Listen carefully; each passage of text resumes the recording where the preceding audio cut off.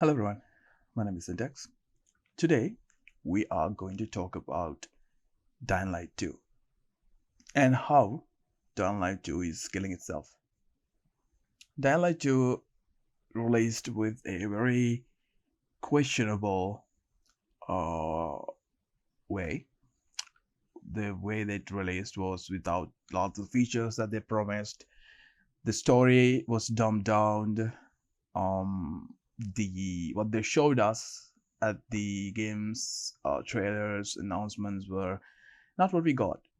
It got changed to a point that it was unrecognizable, but in a way it looks like Dying Light 2 what they showed. Like a lot of the features was not in the game when it first came out. Technical difficulties aside, a lot of the features that they said will be in the game, like having consequences for your actions and so on and so forth, while they still exist in the game to a point, but it's not as permanent as what they showed us. So Downlight 2 had a very rough development time, right? It went through so much changes. The story got changed. We all know the controversy surrounding Josh Schroer, who was the lead writer. He left Techland after arguments with the game designers and having conflicting ideas for the story, and designers want to do something else. His story, he wanted to do more like a. For those who don't know who Joshua is, like he helped, or rather, he wrote this story for Fallout New Vegas. He worked at Obsidian Entertainment. Um, yeah. So after like a conflicting stuff, he left the project. So his story was scrapped, and they wrote the story again. And a lot of the things that he wanted to do in Dying Light 2 uh, still in Dying Light 2 in a way, like the consequences and choices, still exist to a point, like depending on what kind of choices you have, sorry, depending on what kind of choices you make, the game will change a little bit, not as to a point what just want, right? So he also, the reason why they also abandoned Josh Schreier is allegations. Josh Schreier he left because of sexual abuse harassment allegations toward Meta Josh. So he actually got accused 3 years ago. This happened 3 years ago. He got this accusation, and Techland didn't want to hit the PR hit. They didn't want the PR hit, so they decided to move away from him. More.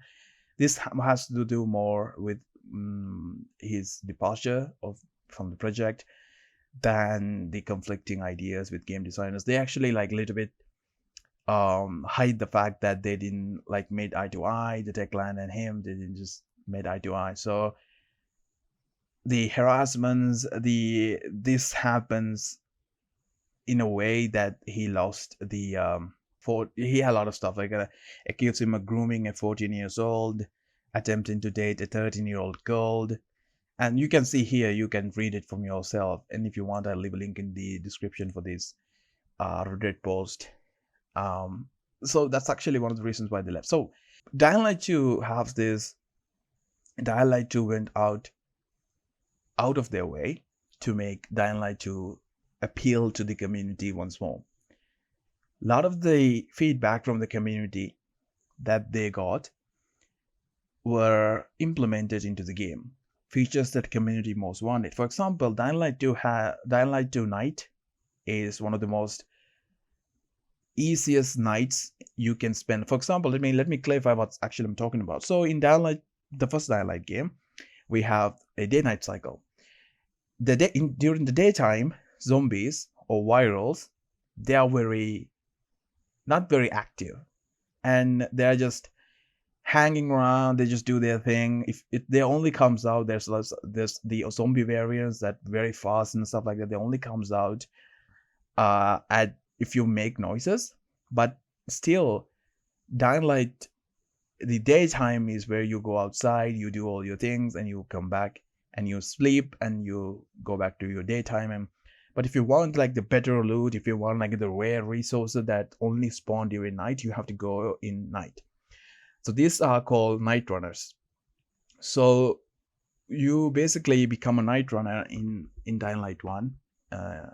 If you don't know, you are a night runner, and these guys are very fast, agile.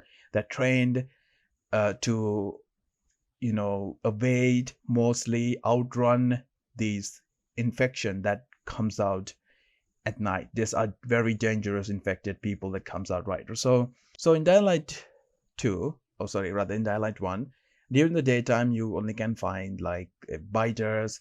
Sometimes you'll see uh, goons. Goons are like these big dudes with heavy hammers and whatnot. Uh, we also got like volatiles. Volatiles only comes at night. They're very common at night, but volatiles will come out, and if you make a lot of noises. But volatiles only will the virus or the Huron virus also has a weakness to sunlight. So more you expose to ultraviolet or UV lights, the more damage that virus receives. So they try, the virus infected, they try to get away from this. So apart from the backstory of the how the Huron virus works, the nighttime in Dying Light 1 was the hardest and most exciting aspect of it, because it's like mostly like a horror game more than a survival game. You don't know what you find, and that's part of the people the community liked. And Dying Light 2, when it's released, it did not have that. So it just like the nighttime is like any other day. It was not dark. There's like a big ass moon on the sky that illuminate the entire map to a point that you could see pretty much anything without any repercussions. And volatiles are one of the most hard hitting enemies, and they look like this. You can see the volatile over here, and these guys here, these are the volatiles, right? So volatiles, they don't come out during the day. The only time they comes out at night. So these guys are very dangerous, and during daytime they stay inside buildings and they just mind their own business, but at night they come out to hunt, and that's how it works. Then the game got significant amount of updates. They update the nighttime. They did so much to this game to make it work. So if I go to updates, you can see all the updates we got. So these actually have Dying Light 1 updates as well, I think, but most of these stuff are from Dying Light 2. So Dying Light received so much update. They brought the game from being a bad release to a good game after many updates that they've done, and then they screw everything up.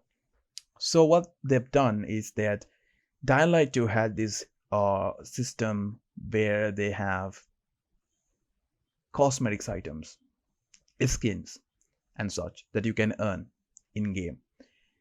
So what they've done with Dying Light 2 is that they figured out a way to monetize it. Now what they've done is they've monetized every aspect of the game, like not every aspect of it. If you want like good bundles, you have to buy the in-game currencies. Now the in-game currency store is obviously in a way of predatory way of doing that, the most predatory way possible they've done it. And the microtransaction store and so much stuff that actually destroying the reputation that they've built for almost 3 years now, or rather 2 years. I don't know when it came out. When Dying Light 2 came out, I'd actually create a question.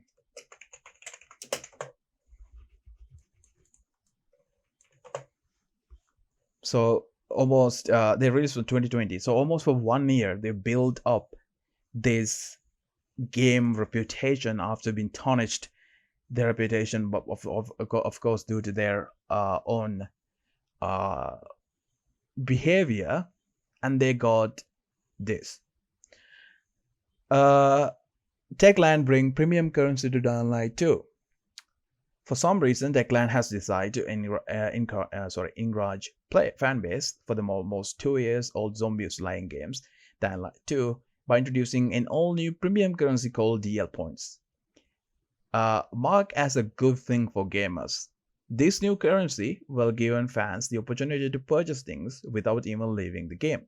But at present,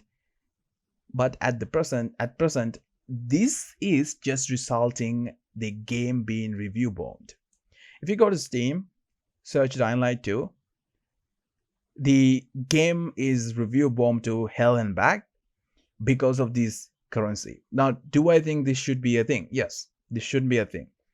Dying Light 2 is a fully paid game. If you bought like the deluxe, super deluxe edition of the game, it was around $100. There's also a collector's edition as well with a cool looking figurine and everything. Not a figurine, it was a statue and everything. And Techland, and they took to Twitter or X, whatever the hell it's called these days, to address that. So it's for Pilgrims, we always, as always, we are gather your feedback and hear your concerns. As far as we understand, a big part of the frustration seems of the pricing of the bundles and the result leftover points. So they have like I said, their bundles were, as any other live service games microtransaction stores would, their bundles are put in a way that is predatory. For example, if you buy if you want to buy a skin pack, let's say the skin pack cost 1,299 points. I'm hypothetically speaking, I haven't looked up that yet. But what's happened here is that the bundles only gives you 500, 1,000, and the next bundle will give you 1,500. So in order to buy the 1,200 bundle, you have to spend a little bit more. Either you have to buy a 1,000 pack and then another 10,000 pack. Sorry, $10 pack and a $5 pack. So the $5 pack give you 500 points. The $10 pack will give you 1,000 points, right? If you want the 1,200 bundle, you need to buy each of them. So it's going to be $50. Or you can go for a $20 bundle, which will give you 1,200, most likely 2,000. So 2,000 point, and then you will still left over some small amount of point, right? You will end up having like 700 points left. But you can't do anything with that 700 points because the smallest bundle that will cost around 800 or 900. So you still need 100 points, but you can't get 100 points. You need to buy a $5 pack. That is how it's happened. So CSA, we figured this issue. We already started with a couple of situations posted by the community. For example, we are reviewing the mechanics of adding an option to purchase individual items from the existing bundles. This way, if you have any spare points, you could spend them on different bundles. Why not use my okay, that's actually so you can still they still have the time to make jokes about their skins and stuff like that. Yeah, why not? Meanwhile, as remember, there are several bundles in the store that can be bought less than 500 DL points that you can grab now, or you can wait until we implement a solution suggested above. We'll keep on gathering feedback through the weekend based on the amount of question concerns. We'll decide the best time to have a AMA with this person. So this guy is a Dying Light franchise director. So yeah, let's not talk about people did not take this kindly. This is Tencent talking, not Techland. So this is another thing that happened, that Dying Light 2 is destroying its reputation because the accusation from Tencent. So Dying Light developers, Techland, is now owned by Tencent, a Chinese company that pretty much everyone hates. But here's the thing, as a part of it doesn't matter what part of the country you belong to now, because Chinese companies like Tencent, NetEase, they have some, like sometimes they completely owned or have partial ownership of Western gaming companies. For example, Riot Games is owned by Tencent. Um, I think Epic Store, like half of the Epic Store is owned by Tencent. Not Epic Store, Epic Games. Then we have like Bluehole Studios, which is the publisher and the developer of PUBG. They own Tencent own them, and the list goes on. But many, like pretty much every game that Tencent touched, they ruined the games because of the microtransaction, bad business decisions and stuff like that. So this post here from Verge, actually from this post here from VG247. So for VG247 said, then Dying Light 2 tanks its reputation after months of rebuilding. This is not months. This is like almost an year of rebuilding. They completely destroyed their reputation for having in-game microtransaction and stuff like that. Now, the community backlash here, you can see the community backlash, understandable, because this game released at a stage with technical issues, bugs, incomplete features, and lackluster story and melee combat system. The story is still bad, and the DLC that we got was also underwhelming. So it's called Bloody Ties. So Bloody Ties DLC is like this arena fighter thingy that you go to an arena, you fight waves of enemies. That's the DLC. There's a small story to it. There are nothing major. All right, that's like the first DLC. It's the cheapest DLC that this game will receive, and then there's for people who bought like the Super Deluxe Edition or something like that, they're gonna get they can get the next story expansion DLC. We still don't have anything about the next DLC, I think, as of yet. There's nothing about the DLC here. So the DLC didn't receive well either. The reason for this is that Dying Light 1, they also got an arena update. In Dying Light 1 Dying Light 1 is praised by people. That people who played Dying Light 1 know how good of a game it is. It's amazing. The feelings of killing zombies and all this stuff. It's on point.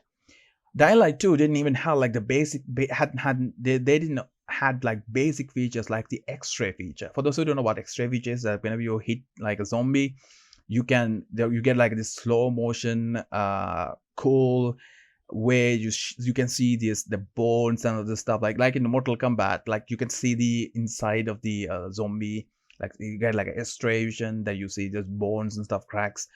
It's a pretty cool thing, but Dying Light 2 didn't have it, but they added it with an update. The melee combat feel floaty. You're just waving your bat around. They fixed that too. They added new animations to weapons. People love stuff like that. But after many months of continuous rebuilding, after update after update after update after update, they screwed up. They literally screwed up with all this stuff.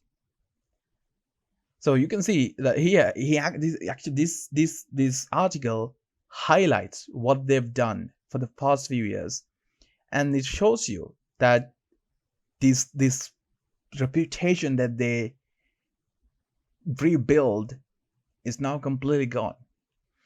So I haven't touched Dying Light. I did some content about Dying Light updates and stuff. I stopped it because I never felt like doing Dying Light content.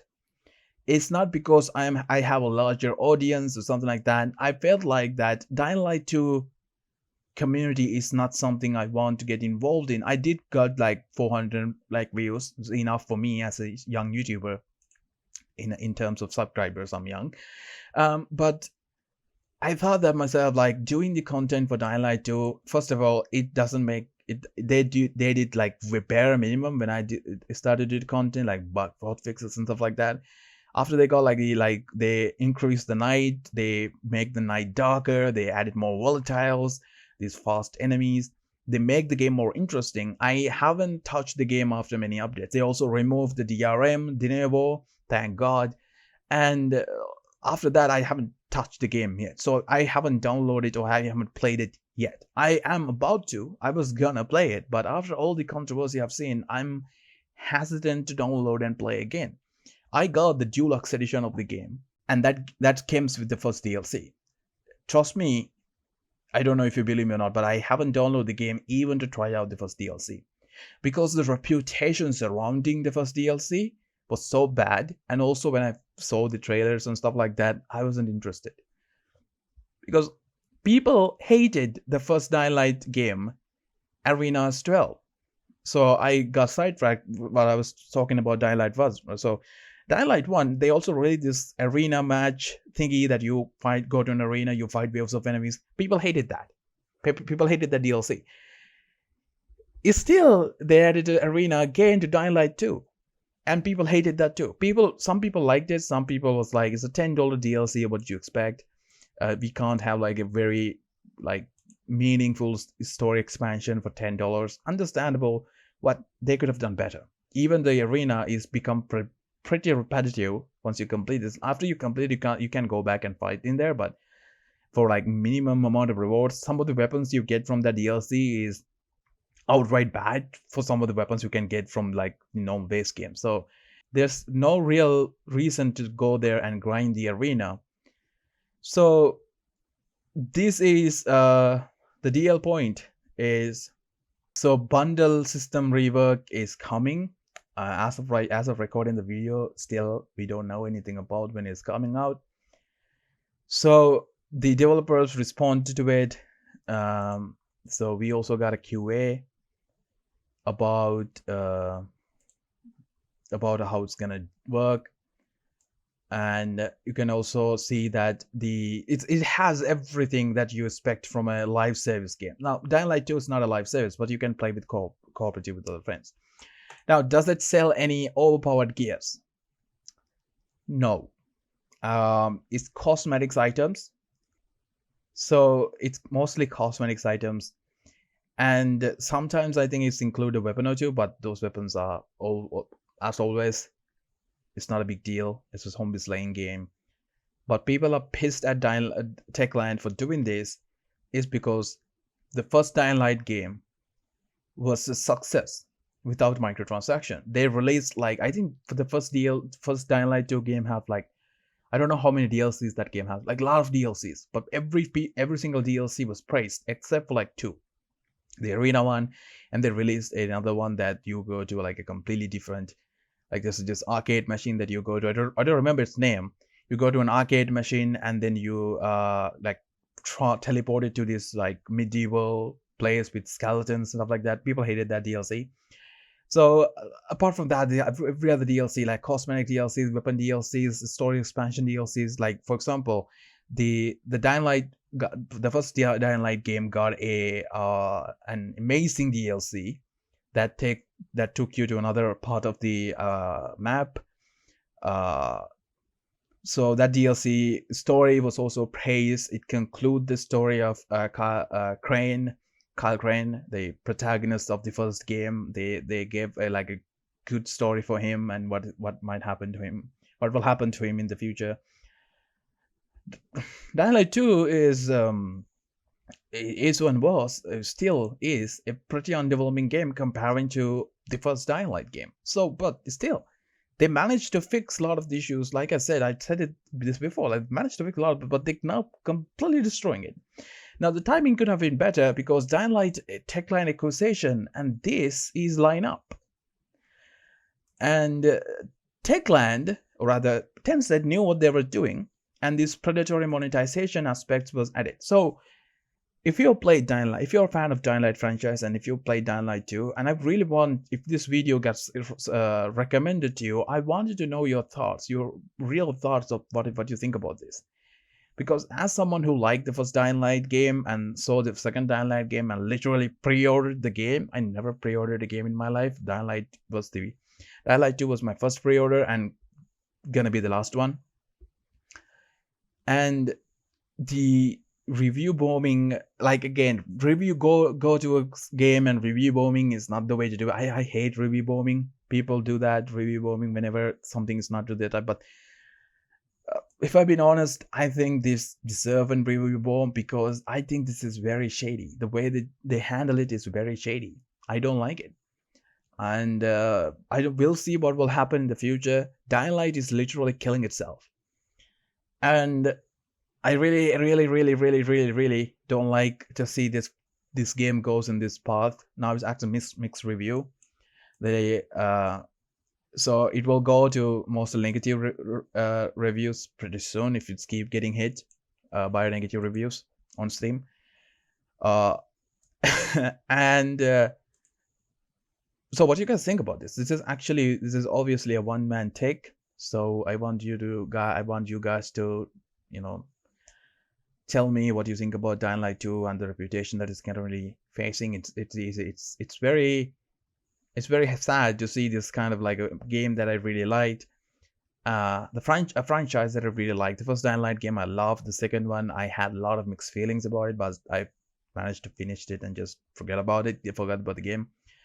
But after the DLC and all that stuff, I was considering going back to the game and just, I paid for those. So I paid for the DLC. So I was like, yeah, I paid for the DLC. I should go back and just, check it out, what's going on.